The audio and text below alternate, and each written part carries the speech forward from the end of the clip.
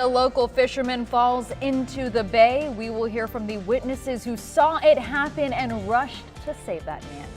Good morning, Tampa Bay. Happy Sunday to you. I am Melissa Mahadeo. And I'm Lauren St. Germain. Thanks so much for waking up with us this morning. If you haven't stepped outside yet, be prepared. Oh my. The homeowner went outside to help a stranger fix his car, and when he ran back inside to grab a jacket, he saw his house was on fire. That fire station, by the way, is only 2 blocks away, but the fast-moving winds caused the flames to spread quickly, putting pressure on the responding crews. That man's mother says most of her son's belongings were burned, but he was not hurt.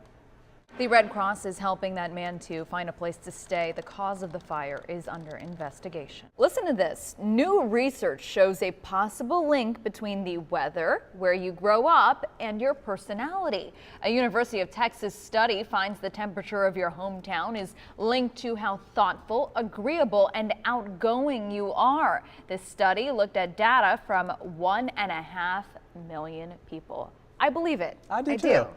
Absolutely. Guess that means I'm a really cold individual. I was gonna say, all right, Northeast. Great. So what does that mean about you? Well, how Like I need social to- you are, because in Florida, it wasn't until I was born in New York, but it wasn't until Florida where I would literally have the neighborhood kids. That's how I made friends, would knock on the door and say, "Can Melissa come out and play?" And they have a basketball in their hand. Whereas in New York, we didn't really do that. Massachusetts, we stay to ourselves. Let's get to an update this morning as we are hearing from the person who helped rescue that man who fell off the Skyway fishing pier and then into the water yesterday. That fisherman climbed onto a concrete wall while fighting to reel in fish.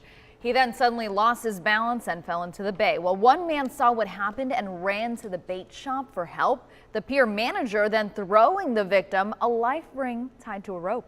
First responders pulled the man out of the water and onto a boat and then took him back to land. Thankfully, he was not hurt.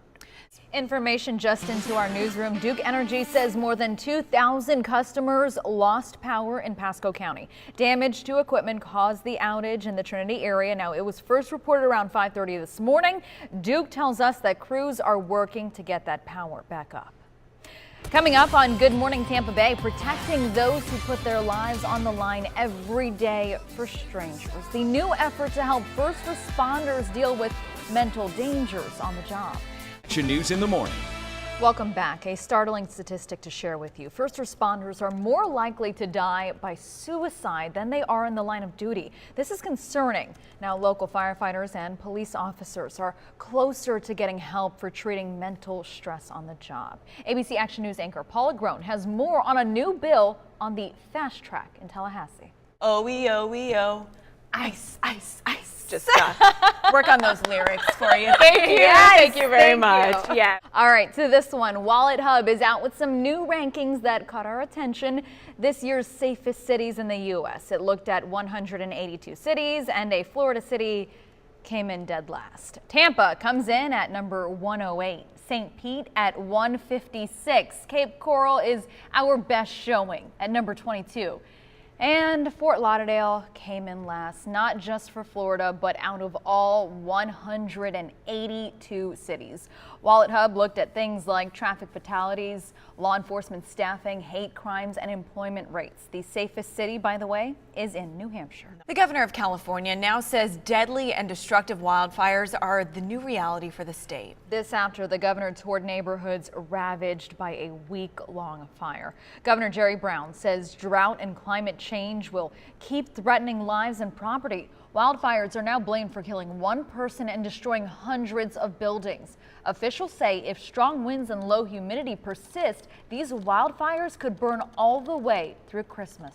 One of the most powerful and popular antibiotics on the market comes with a warning, but I-Team reporter Jackie Calloway found another warning for this drug and others like it. The warning does not include the worst possible side effect, which is death. More on this now as Florida lawmakers are really pushing for tougher texting and driving laws. A new House bill would make texting and driving a primary offense and increase fines for texting behind the wheel. Currently, police in Florida cannot pull you over for just texting and driving. It's considered a secondary offense, so you need to be pulled over for something else, and then police can ticket you for texting and driving as well. There is also a similar texting and driving bill in the Senate. To trade out that cup of coffee for maybe a mug of cocoa. Check out all this blue. That's incredible.